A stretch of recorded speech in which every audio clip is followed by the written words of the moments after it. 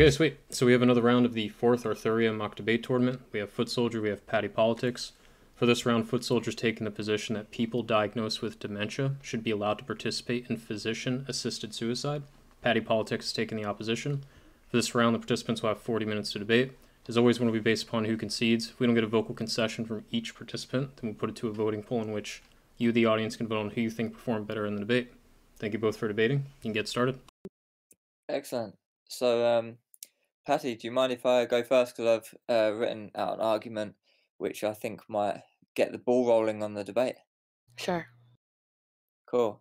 So, it's basically just, well, it's a polysyllogism, but it's essentially just a simple modus ponens. It should follow with a natural language reading. So let's get into it. So, everything should be permissible unless there is a legitimate reason to prohibit it. There exists no cogent argument for the prohibition of physician-assisted suicide for people diagnosed with dementia, given that it is the desired course of action for all concerned parties. Length of life is not intrinsically valuable. The ability to experience meaningfully is the basis for intrinsic value of life. To the degree that a life lacks the ability to have meaningful experiences is the degree that a life lacks intrinsic value. Serious advanced Alzheimer's patients do not possess an ability to have meaningful experiences. An experience is defined as an event or occurrence which leaves an impression on someone.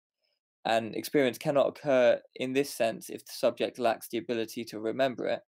Serious advanced Alzheimer's patients do not possess an ability to remember events. If all of that's true, then the lives of serious advanced Alzheimer's patients lack intrinsic value.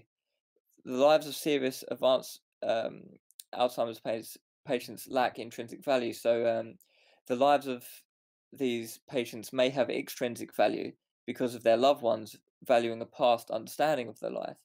But if their loved ones recognize that the intrinsic value of their life has been extinguished and have faced themselves with either an insurmountable financial burden of care or a huge personal direct responsibility of care, then they may decide that the life is not extrinsically valuable to them.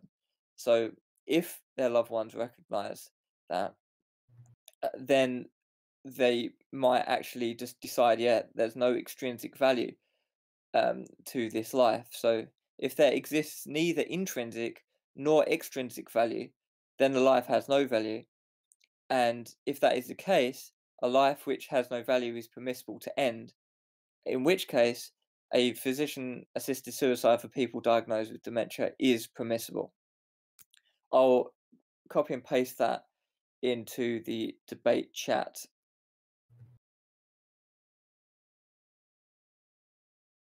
Because I guess we can just look at that, and if you agree with all the premises, then you necessarily accept the conclusion. So I'm guessing you're gonna want to reject some of the premises. I'll just put it in debate chat now.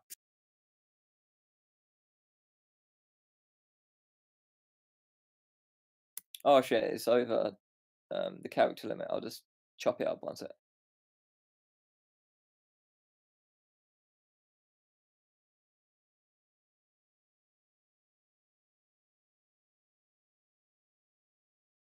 Right, yeah, it's in a debate chat now. So was there anything off the top of your head that came up with that introduction that you felt that you wanted to reject any premises? Let me read it first. Sure.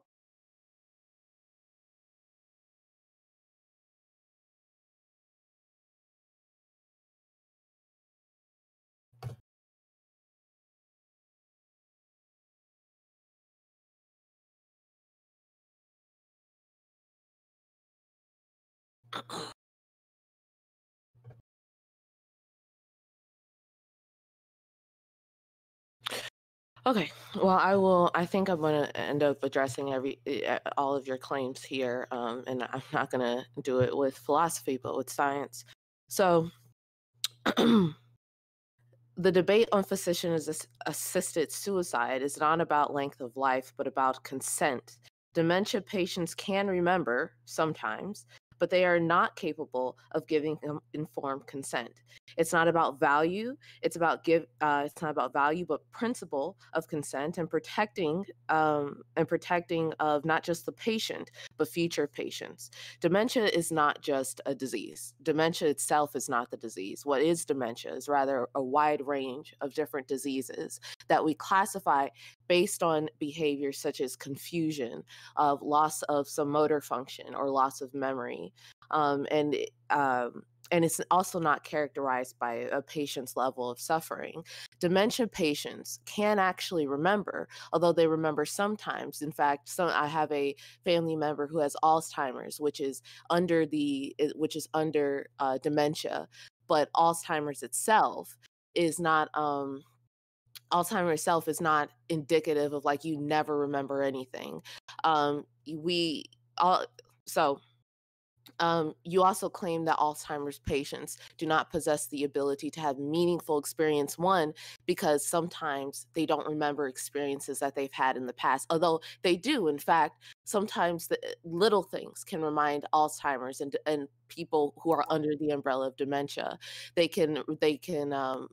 remember things from their past by looking at objects, or maybe they remember things from their past by looking at a picture or even someone's face. Maybe they see a picture of an old pet that they have and they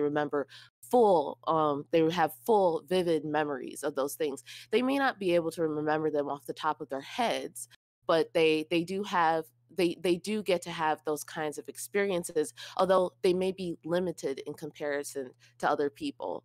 um, how we consider physician assisted suicide is also not based upon whether our loved ones value us. But again, it's based off of the concept of informed consent, like all other medical procedures done in any country, including progressive countries that engage in physician assisted suicide, like I believe Norway or something. Um, that would be I guess, my response to that. Okay, cool. Well, there's two main points of contention, I guess, there. If I saw accurately what you were trying to disagree with there. Um, One of the main things is the consent problem, and the other problem is that not all dementia patients um, lose their memory in full. I'll deal with the consent one first. So there is a really easy way uh, to tackle the consent one, and when you're diagnosed with an early stage of dementia, because it's not normally like you won't just normally be diagnosed with serious advanced Alzheimer's or dementia, like be like, oh, I didn't know, and it's like one day you're just like, um, you've completely lost all of your personality. That's not how it happens. It's a degenerative process which progresses with some varying level of speed, but it's generally not going to be quicker than months. It normally happens over years. So generally, you'll maybe start getting lost in your car and not know the way to places that you often go, and start forgetting things or leaving the fridge door open, and little things. And then it progresses and it progresses. So you normally get diagnosed well in advance of being at the more serious stages. So in almost all um, common cases, what a patient could do would just be to sign a consent form at the point in which they realize that they're going to get worse and worse and worse, to the point that they're going to need a 24-hour care, and they're going to um, be this sort of a really saddening burden on their family, and or require either huge amounts of money to pay for care, or their family going to have to personally undertake care 24 hours a day, move into their house, and this sort of stuff. So they could sign a consent form when they still had lucidity, and say, look, if I get really bad, and I don't like, I can't take care of myself, and I don't know what's going on at all, I'm okay with being um, put, like, sort of the assisted suicide, I'm okay with that. So you would sign a consent like way in advance. It wouldn't be just like out of the blue, like just going up to like a 90-year-old person, shaking them, say, "Do you want to die? Do you want to die? Tell me, tell me." Like you wouldn't. That's just a bizarre thing that wouldn't happen. Like the consent would be months or years in advance, and it would be written in the same way as a will, or any other sort of written testament, which should be respected um, at a future date. So, does that clear up the issue with the consent? So to be clear, I haven't made any sort of claim that dementia is not something that is progressive. I haven't made any claim that someone will be pressuring you to give your life. The claims that you made were that lives of people with dementia or under Alzheimer's being on the umbrella term dementia, would be that you added in family members as if family members are supposed to make the decision, but rather the debate is about should people with Alzheimer's or dementia be given be given the option of life-ending support. So actually it sounds like you disagree with your own proposition. Rather the prop for you would be people with early onset or people who are like very aware, or people who haven't even been diagnosed with dementia or may have a family history of dementia should be able to choose and have education about end of life care. The debate is should people with dementia have the choice of doing that? And that there was no stipulation in the debate proposition that it's early onset or it's late onset. Do you disagree with your own proposition? No, of course not. I think all the proposition, to be clear, is people diagnosed with dementia should be allowed to participate in physician-assisted suicide. And Yes. if people are diagnosed with dementia, dementia, it's normally they will be diagnosed normally at some early stage, as I pointed out. No, you In, said that they're usually diagnosed at late stage. no, I didn't. I said the opposite. I said that it's normally because it's a long process. It's normally Okay. months and months and months. You're normally diagnosed when you sort of like start leaving the fridge door open and forgetting where you're going in the car and stuff like this. Okay. It's not like you don't get diagnosed when you're like dribbling and can't even um like make food or do anything at all. Like that's an advanced stage, which is Okay. very, very sad, and I've experienced in multiple extremely close family members, and it's a horrible thing. And but in every case that I've personally known about with people with dementia, that they'll be diagnosed um, off normally years in advance of getting to the stage where they just shit themselves and dribble.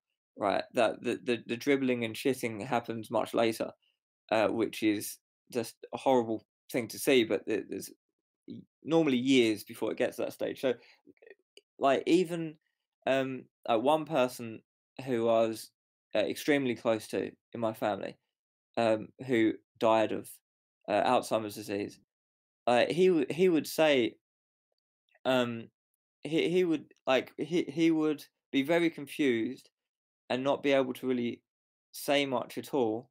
But then when he had like moments of lucidity, he would say things to us like, "Just let me go, just let me go."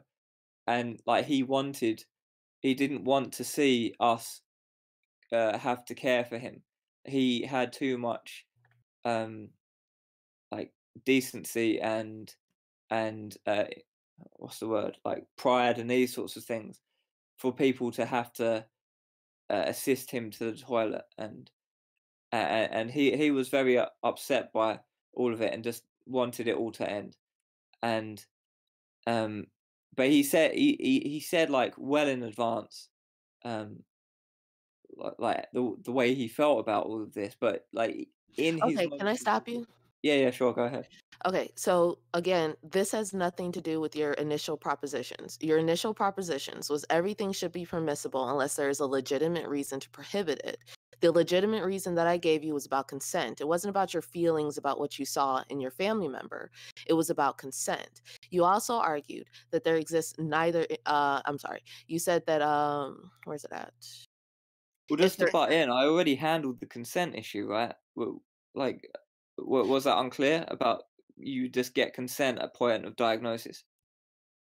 No, again, so you're still talking about someone who has an altered state of mind. Doesn't matter the level of the altered state. They have an altered state of mind, which means you can't actually trust that their consent is fully informed. This is like giving someone who has been diagnosed with schizophrenia, who's not on any sort of medication, who and you ask them, "Hey, you got schizophrenia.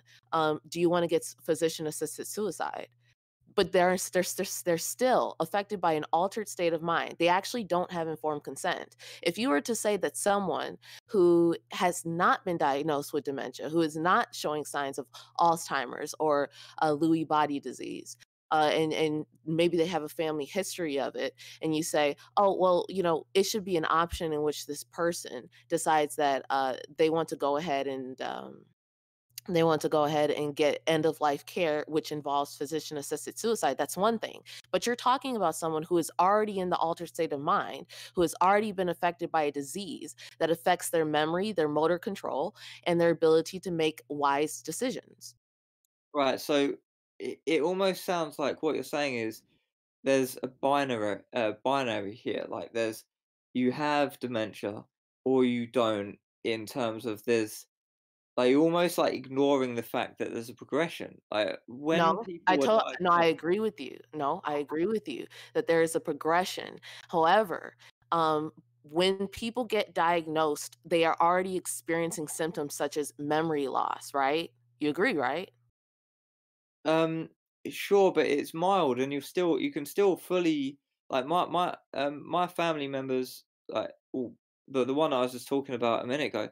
He was still doing his tax returns when he after he was diagnosed with dementia. He was still doing all like lots of Wait, things so that. your hold on, your anecdotal experience with this family member, he could be doing his tax returns. He could be sending in his tax returns and still making various mistakes on his tax returns, correct? You don't quite know exactly what was going on with his tax returns, right? Well, look, all I'm saying is people don't. We in law we have um people who are legally responsible and people who need guardians or representatives, right?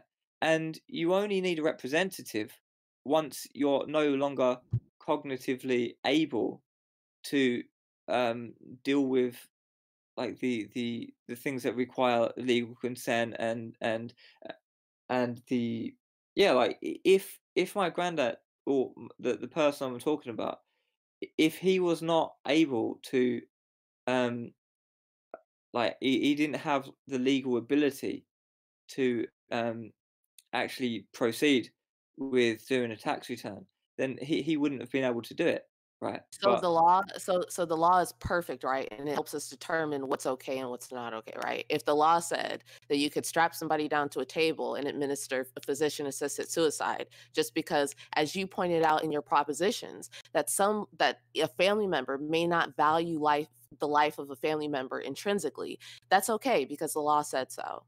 Because the law recognizes it that way. well, I agree that the laws aren't always perfect, but generally the laws reflect the reality of how we understand ethics and the best possible um, um, integrated practice that we have as to how we handle these situations. That's why stabbing people randomly on the street is illegal. Like not all. Foot soldier, the law right now does not recognize dementia patients under any umbrella of dementia as being capable of making decisions about end of life care after their diagnosis of dementia. First of all, their symptoms are not severe enough to even warrant ending their life. They are still so wait, you previously already said that people with that dementia, right? We agree that dementia is progressive, right? But you also said that dementia clearly, just because you're diagnosed with dementia, does not mean that you're inherently suffering during your diagnosis of dementia. You may just be forgetting to close the fridge. You may just be making mistakes on your tax returns. You can still paint, even if dementia patients such as Alzheimer's, who are in progressive states of their disease. They may not be able to communicate and speak because of the progressive state of their disease, but they can enjoy things like painting. In fact, I have a study here that I posted down here. It's a study about how dementia patients, patients with Alzheimer's, can be taught. Where's that? Teaching happiness to dementia. I'm sorry, that's the wrong one. Hold on. Oops. My bad. I read that wrong. So anyway, dementia patients, when we give caregivers for dementia patients, um, um, we give them roles for taking care of our family members with these progressive states of disease. They do things like teach them how to paint when they lose the ability to communicate. And mind you, there are people who have mental brain damage, who cannot speak, and yet they've been able to take on. That doesn't mean that they have completely, just because they can't fully communicate via speaking, it doesn't mean that they cannot enjoy life. So dementia patients learning painting for dementia patients is extremely valuable to their lives, and especially the end of their life. It helps them communicate. It helps them get out their emotions and such like that. So I mean, you're offering up these propositions that don't correlate already with the science about dementia and dementia care and dementia patients, no matter what disease, whether it's Alzheimer's or Creutzfeldt disease or Lewy body disease. Well, it just seems like you're rejecting P6, right? Hold And on, that let me look at it. Sorry. Serious advanced Alzheimer's patients do not possess, but I already addressed this. So serious advanced Alzheimer's patients do not possess an ability to have meaningful experiences. And actually they can. So for example, we actually categorize serious advanced Alzheimer's for people who have lost things like motor control, or they've lost things like the ability to communicate. And I already mentioned, actually have a article here by LA Times, by the writer. The person who responded to this woman is the president and chief executive of Compassion and Choices. And the woman talks about how her mother, who has advanced dementia, she cannot talk, but she has discovered the pleasure of painting because she's lost the ability to speak.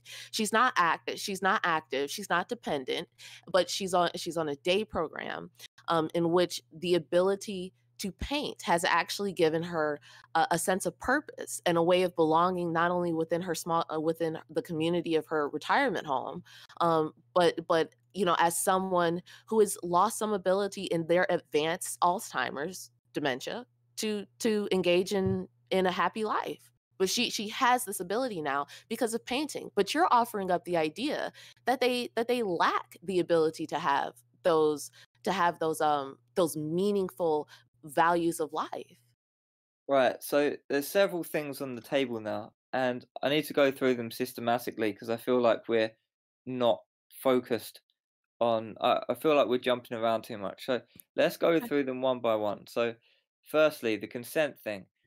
I don't understand where you're rejecting this, because not only can, like, even if we say, okay, well, people who have been diagnosed with dementia have now from that point got an altered mental state, and they can't possibly be taken seriously on their wishes from that point forward. Well, it doesn't matter because we can just get a written statement for them. You could even get a written statement from me now.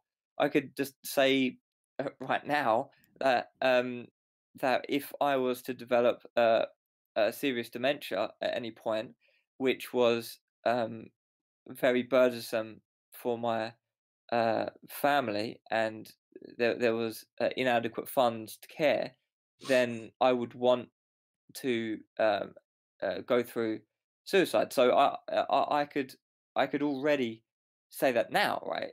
Like You can, 50, but you are not in 50 an years. altered state. You're not in an altered state of Alzheimer's. I actually already said this. I said this But would I be can give the different. permission now.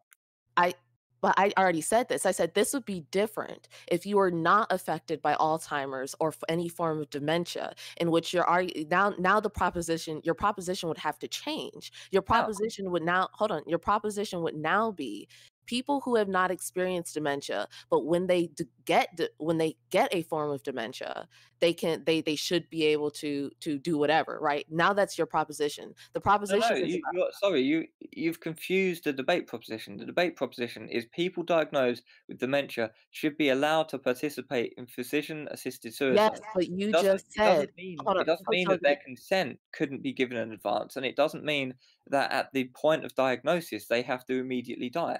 It could the time span of giving consent could be decades in advance of their diagnosis, and the time span of them actually committing to the procedure could be years into the progression. Like I don't that's completely compatible with the debate prop, and that's exactly what I'm arguing. To no, okay, then you don't no, no, no, no, no.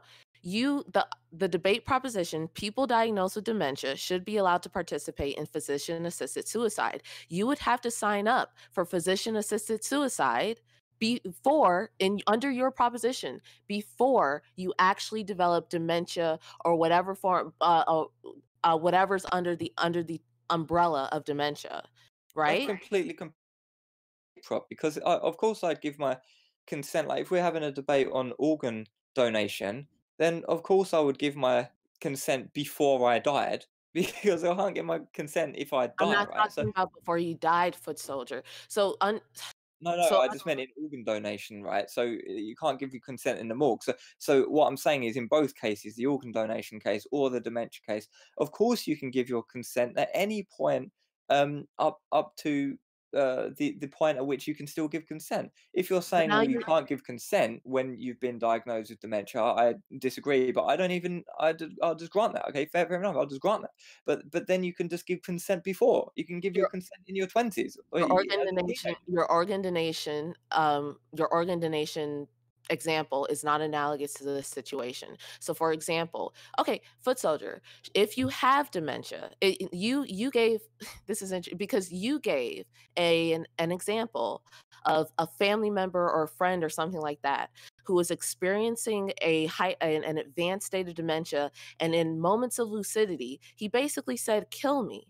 Right? But now you're offering up a different one that you should have this choice before you even get dementia. Why shouldn't people be allowed to make the choice while they have dementia?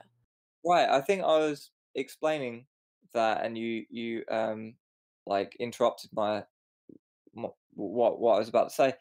My the person that I'm talking about, he said stuff like, and other family members as well have said stuff.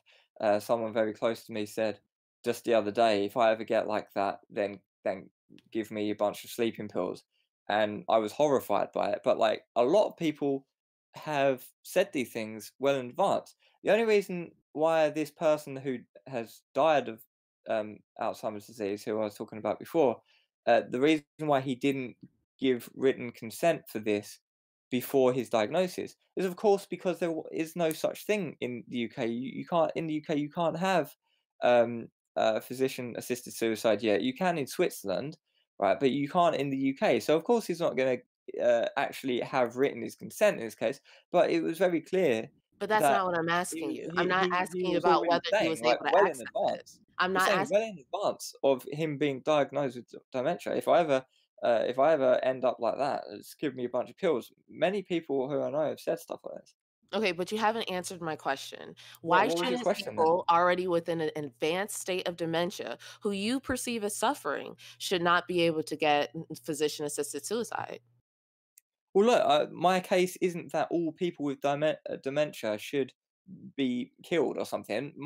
The debate proposition doesn't. It is nothing to do with that. The debate proposition is people diagnosed with dementia should be allowed to participate in physician-assisted suicide.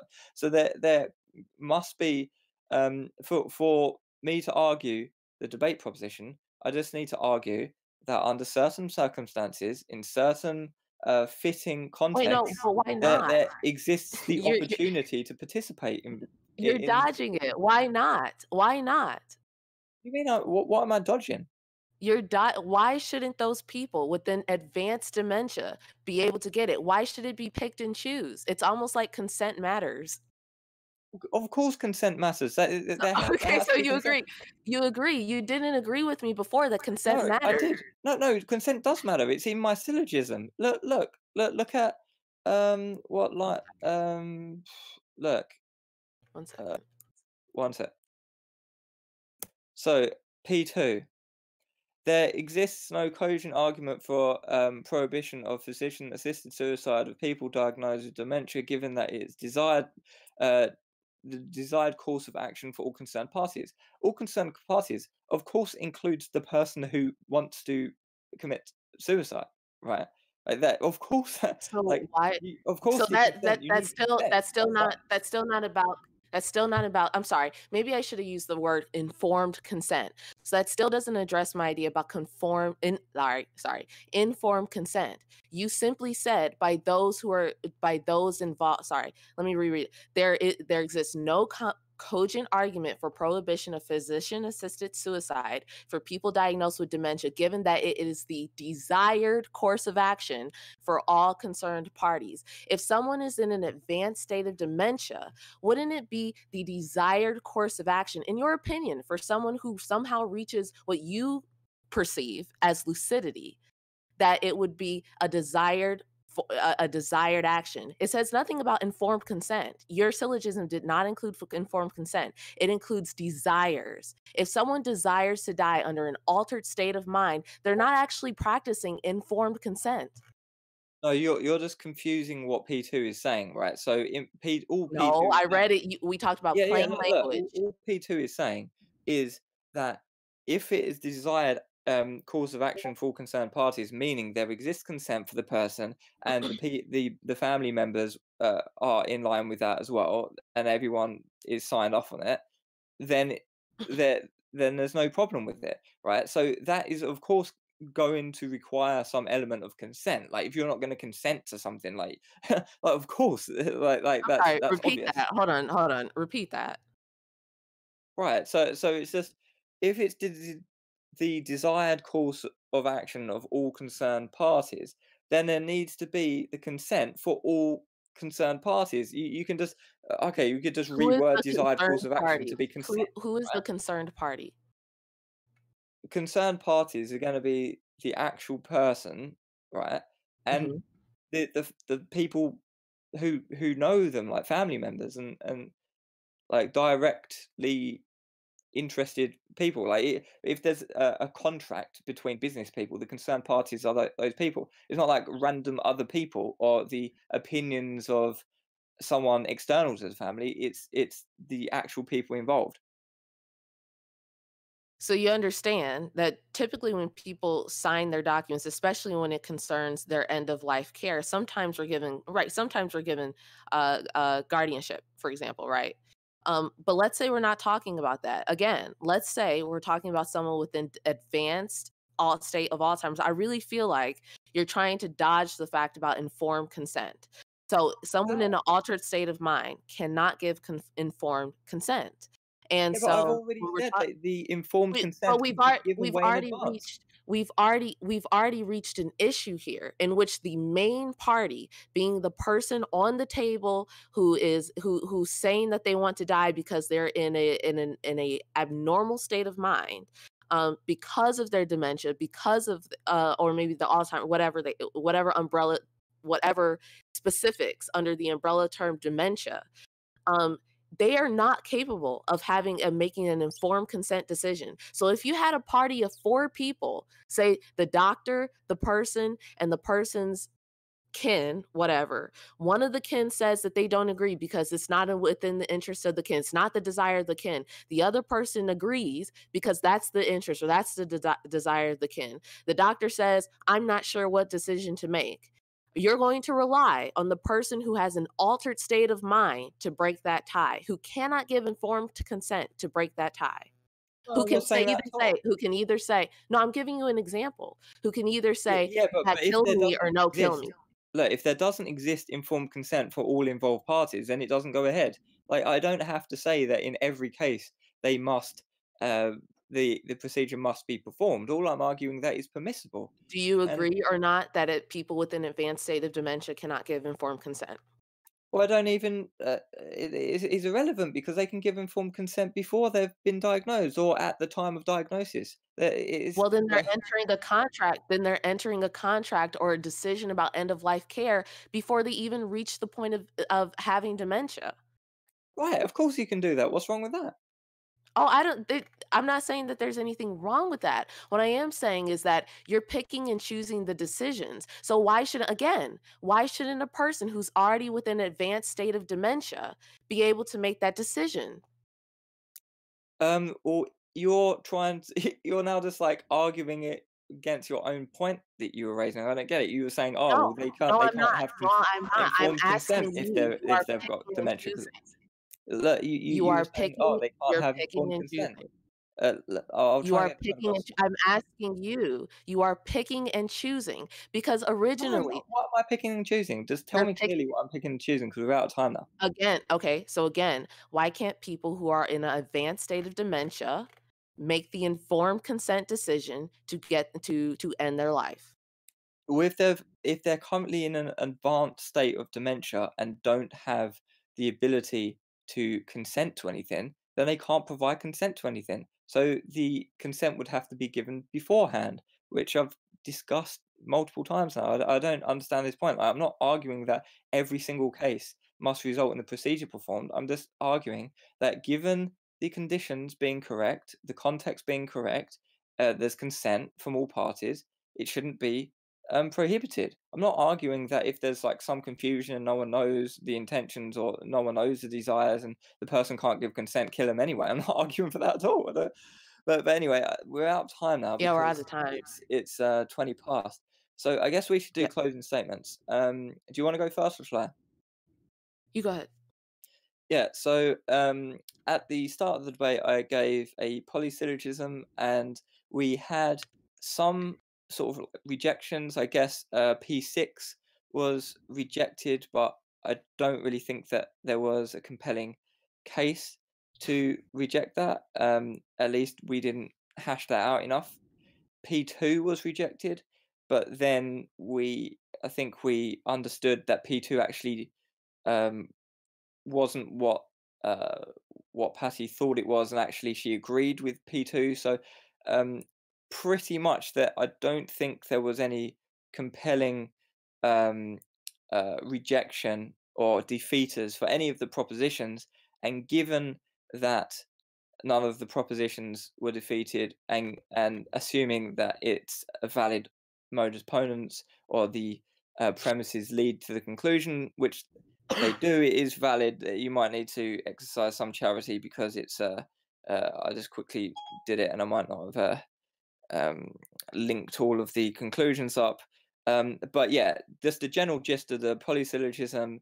If the premises are true, the conclusion's guaranteed. The conclusion is arguing for the debate proposition. I don't feel like any of the propositions were cogently rejected, and I felt like Patty agreed with my position a lot more than she should have done to be arguing for the negation of the proposition. So yeah, I guess that's my closing statement. Okay, my closing statement is that I don't know why the foot soldier believes that I agreed with anything that he said. So number one, Foot Soldier argued that everything should be permissible unless there is a legitimate reason to prohibit it.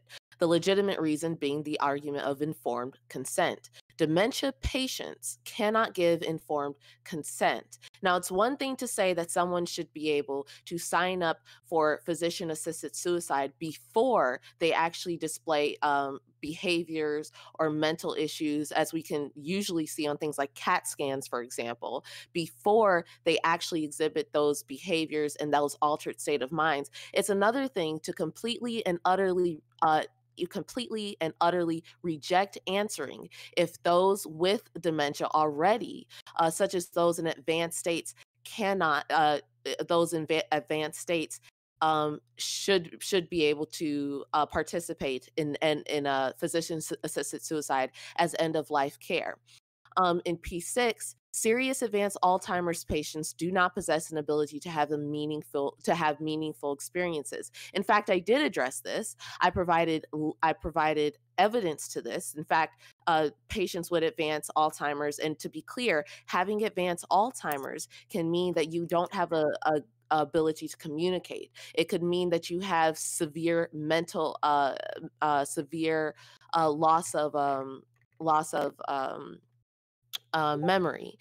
That's what we would classify as advanced Alzheimer's. Those people absolutely do have an ability to have meaningful experiences, including learning new skills such as art.